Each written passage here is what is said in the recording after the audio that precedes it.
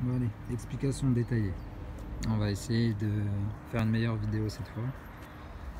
Donc alors, pour démonter le moteur de la Toyota Corolla, la petite D4D 136 chevaux, 2 litres 2, 136 chevaux. Alors, première chose à faire, avant de lever la voiture et tout, on enlève les caches des roues et on dévisse les boulons de cardan avant même de faire quoi que ce soit. On les dévisse juste un petit peu. Alors pour le dévisser, sur celle-là je crois que c'était du 30. Moi j'ai pas réussi parce que j'ai la tige qui est trop longue, c'est pour ça que j'ai enlevé le demi-train complet, je vous l'expliquerai après.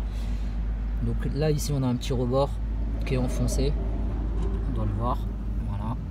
Et ben avec un petit tournevis, on refait ressortir le rebord du boulon vers l'extérieur et ensuite on peut dévisser. On l'ouvre juste un petit peu, c'est pas grave, même à la moitié c'est pas grave, ça tient, c'est pas ça qui tient les roues. Et après ça, on peut soulever la voiture. On fait ça des deux côtés, on soulève la voiture, on enlève les roues. Après on vire tout ce qui est les caches pare-boue qui étaient là. Bon, il y a des vis qui sont cachées, vous enlevez le pare-choc aussi. Quand vous aurez dévissé le pare-boue ici, vous avez une petite vis cachée ici, une vis de 10, ce sera pour le pare-choc. Des autres vis cachées ici, une, c'est du 10 partout et ensuite c'est que des clips. Voilà. Donc on enlève ça, il peut rester, ça gêne pas. On démonte tout, donc amortisseur, l'étrier, rotule. D'ailleurs, je vois qu'elle est percée, elle fuit. Et ben voilà, on a une rotule à changer. Est-ce qu'elle est percée ou est-ce qu'il serait pas sorti d'en haut? J'ai l'impression qu'il est sorti d'en haut. Bon, je contrôlerai tout ça. Tac, donc juste l'amortisseur, ça, le triangle, la rotule ici, hop, on enlève. Comme ça on peut tout faire basculer pour sortir le cardan. Donc le cardan du côté passager, pour le sortir, donc on a dit on dévisse, ensuite on se baisse sous la voiture, on trouve ça.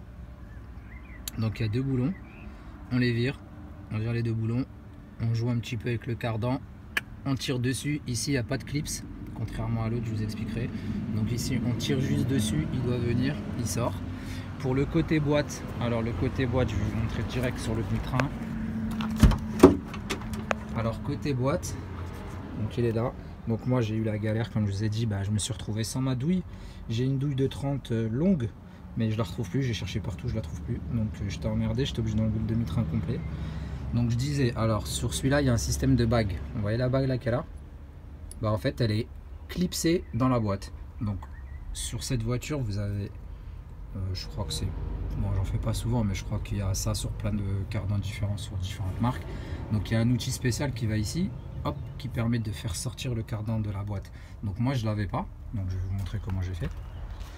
Alors ici c'est de l'hardise, tout le temps, tu connais. Alors tire-clou, le tire-clou,